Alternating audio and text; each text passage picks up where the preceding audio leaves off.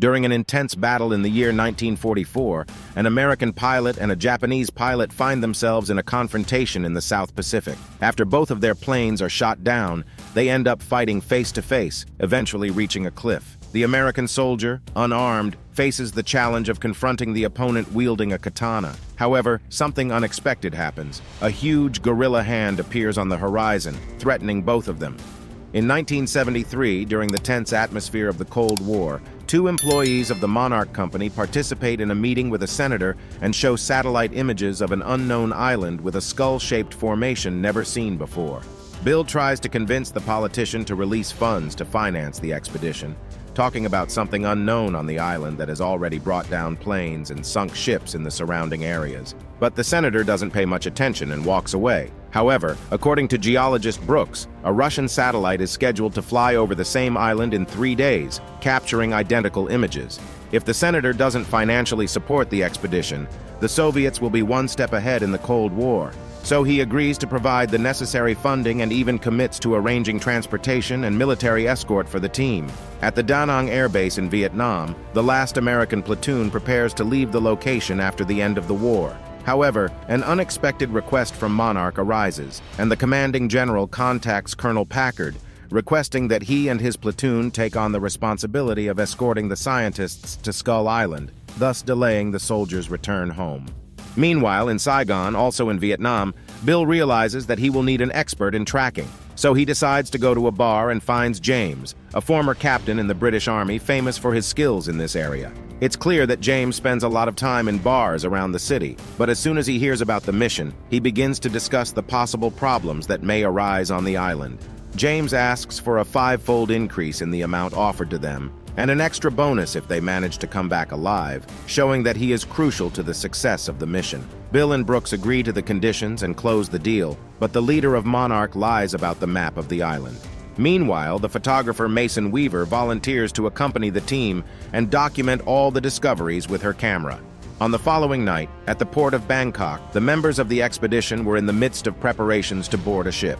At that moment, the geological exploration expert, Brooks, took the floor to explain the planned activities on the island, using Colonel Packard's helicopters. The team of geologists aimed to launch seismic missiles on the island. These explosions would generate vibrations capable of mapping underground caves and exploring possible terrestrial resources. Under James's supervision, the team would conduct a ground reconnaissance of the island. As the ship approached the storm engulfing the island, it became evident that the situation was more threatening than it appeared in the satellite images. The head of the field research team expressed his concern and argued for the cancellation of the expedition due to the risk to everyone's lives. However, the final decision rested with Colonel Packard, whose helicopters would be responsible for facing the storm. And with bravery, Packard took the aircraft into the sky, courageously facing the challenge. Determined not to return without a victory, the colonel and his team decide to risk everything. After braving the furious clouds, they are rewarded with a stunning view of the mysterious island, with its untouched beauty. Now the mission is in full swing. With precision and skill, several aircraft land in an open field, releasing an exploration team. Meanwhile, other aircraft depart to drop seismic charges, causing a series of impactful explosions that shake the island. Excitement fills the expedition pilots as they enjoy the electrifying action. However, the unexpected occurs. A helicopter is hit by a flying tree. The impact damages the affected helicopter, and the other aircraft become targets of the enormous hands of a gigantic Kong, revealing it to be the gorilla from the beginning. As they invade the giant's territory, under the command of the colonel, they surround the colossal monster and begin firing, but the projectiles seem to have no effect on the enraged giant. Kong ruthlessly continues to destroy the helicopters, one after another. The battle is intense, and Packard's helicopter ends up crashing. However, the colonel manages to survive, but now, Packard is more determined than ever to win this battle and defeat Kong. No helicopter can stay in the air against the overwhelming fury of the giant. The survivors of the crash gather in groups on the ground, seeking a strategy to move forward. James and Mason meet on the south side of the island, plotting a plan for the next steps of this electrifying journey. The professional tracker is determined to head towards the north side of the island, where the explorers will be rescued in 3 days by the extraction team. Meanwhile, elsewhere on the island, the colonel is planning a rescue mission to the west, along with the surviving soldiers, where his objective is to save Chapman, the soldier who was thrown the farthest, and whose helicopter carries a valuable cargo for which Packard is willing to risk his own life. During the journey, the colonel encounters a few more of his men, who hand him the identification tags of the comrades who didn't survive. At that moment, the colonel approaches Bill and in a threatening manner forces him to reveal the truth about the true intentions of the expedition. Bill reveals that they launched explosives with the aim of attracting Kong. He also reveals that he had an encounter with the giant creature 30 years ago, being the only survivor of his crew that was shot down by Kong. However, at the time, no one believed his story. That's why he founded the Monarch Agency, dedicated to hunting unidentified giant creatures, and this expedition was a major step towards confirming his theory about the existence of these monsters. Meanwhile, the group led by James continues to advance towards the north, traversing the dense jungle. As they walk alongside a lake, to everyone's surprise, they come across a strange and gigantic creature, an amphibious buffalo that leaves without causing harm to the group. At that moment, the squad led by Packard and Bill also notices something terrifying among the bamboo stalks, the legs of a giant predatory spider. The soldiers open fire at the monster, which was stealthily approaching, managing to sever its limbs. The giant spider falls to the ground, and the colonel finishes off the creature. Meanwhile, James and Mason, along with their group, make an absolutely fascinating discovery in the jungle. They come across hidden ancient structures, revealing evidence of a long-lost civilization. However, amidst this finding, they are surrounded by local natives. But fortunately, a man appears in the midst of the crowd, introducing himself as Lieutenant Hank, the same American pilot from the beginning. Lost since the height of World War II, he has spent all this time living with the natives. The lieutenant offers to take the group to the native village. He shows the explorers the sacred place where the tribe has built an altar to worship Kong. And we discover that the giant ape protects humans from the terrifying creatures that inhabit the island, and these people honor Kong as a deity. Hank also tells the story of the Japanese soldier who crashed with him at the beginning, revealing that he was not killed by Kong, but by an underground mutant lizard called the Skull Crawler. Several of these creatures were awakened by the explosions caused by Colonel Packard's squad, and that's why Kong became angry with them. For now, only small descendants of these creatures inhabit the surface, and Kong can easily defeat them. Luckily, the Supreme Lizard, which is larger than Kong itself, is currently underground. However, it is only a matter of time until it reaches the surface and brings destruction to all life on the island. Meanwhile, Chapman is separated from the others in the western part of the island. While washing his wounds in the lake, the soldier sees the giant primate emerging on the horizon. Afraid, he hides behind a rock like a frightened child.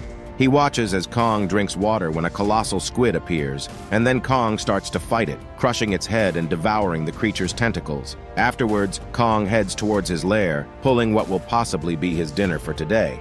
Meanwhile, James invites Hank to go north with them to the rescue location. However, he claims that it is impossible to reach the extraction point in time without transportation. But with a boat built by Hank using parts from crashed planes, they might have a better chance of reaching the extraction point. However, the boat was not yet finished. While they repair the boat, Mason takes photos of the natives, and at that moment, she hears a desperate cry from an animal. Upon investigating, she finds a giant buffalo trapped in the wreckage of a helicopter. Mason does her best to free the animal, but her efforts seem in vain. However, Kong appears and helps her and the animal. Colonel Packard and his men come across a massive blood trail, indicating that the primate is injured, increasing the colonel's hope of defeating Kong. Meanwhile, Chapman tries to communicate with the colonel when he discovers that the log he is sitting on is actually a living creature. He fires at it, but realizes that the animal was harmless. However, a mutant lizard attacks him from behind, devouring him whole. After more than 24 hours, the group finally manages to get the boat running and sets off north, giving Hank hope of returning to civilization and seeing his wife and child again. After several attempts, the soldier with the radio finally manages to pick up a signal and establish contact with Colonel Packard, and James plans to meet up with the platoon of soldiers, who are only 2 kilometers to the north. The group docks the boat, and soon the soldiers arrive at the rendezvous point. James tells the colonel about the plan to go north, where the rescue group will be. However, the military officer insists on going west to save Soldier Chapman, despite Hank's warnings about the mutant lizards in the western region of the island. James agrees with the colonel's plan, so the group heads west, and along the way they come across the remains of Kong's parents, a sort of cemetery filled with sulfur and flammable gases. The The group crosses the valley amidst the bones. A soldier throws away his cigarette, causing an explosion that catches the attention of a mutant lizard. Part of the group hides inside Kong's mother's skull, while the others take cover behind a skeleton. The reptile chokes and releases Chapman's skull and leaves. We can see the soldier's identification tag, revealing that Chapman is dead. Bill tries to take photos of those gigantic skeletons to prove his theory, but attracts the creature's attention again, and it devours him. Hank attacks the lizard's leg with his sword, inflicting a major wound. The soldiers shoot at the lizard, which chases Mason, but the colonel orders one of the soldiers to use the flamethrower on the creature. A group of flying creatures arrives to help the lizard, but Mason throws a lighter into the methane, causing a deafening explosion that knocks the lizard to the ground. Hank tries to convince the colonel to turn back, but the stern military officer insists on saving the soldier. At that moment, James shows Chapman's identification, revealing the colonel's true intention. Packard plans to use the helicopter's explosives to destroy Kong and win the war. A conflict arises as the colonel refuses to believe that Kong is the defender of the island. James proposes that he and his soldiers go west, while their group returns to the boat and waits for them there. The colonel agrees and sets off with his soldiers. Shortly after, the squad finds the helicopter with ammunition, and as night falls, prepares a trap for Kong using the explosives.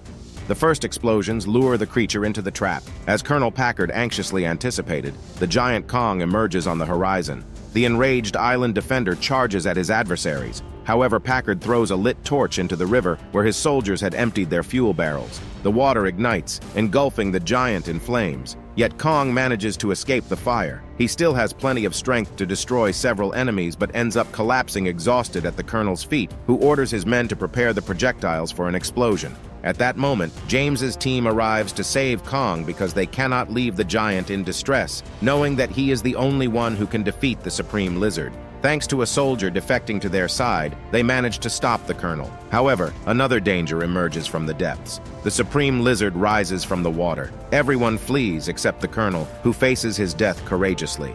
The survivors of this terrible encounter hurry to reach the boat, with the relentless monster chasing after them. But suddenly, Kong takes action to save the people. Already exhausted from the battle with the colonel, the giant can barely defend himself, and the Supreme Lizard manages to throw him onto an abandoned ship where Kong becomes trapped. Even while trapped, the giant Kong puts in a great effort to keep fighting but cannot break free. However, Brooks appears with a boat and starts shooting the creature with a machine gun, diverting its attention towards the humans.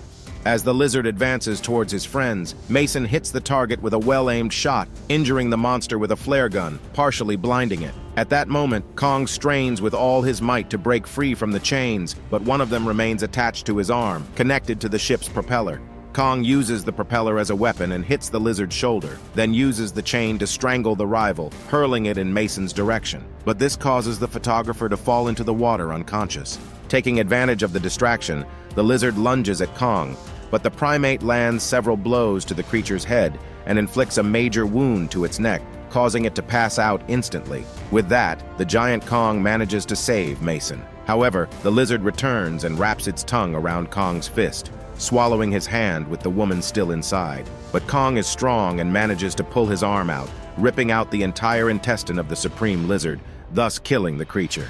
With everyone saved, they make a pact to never speak of what happened on the island, allowing Kong to live in peace. In the final scene, we see everyone returning home, especially Lieutenant Hank, who finally reunites with his wife and meets his son after nearly 3 decades trapped on Skull Island. Thank you for watching, and subscribe to receive more videos like this one. Activate notifications and leave a like to support the channel. Thanks, and see you next time.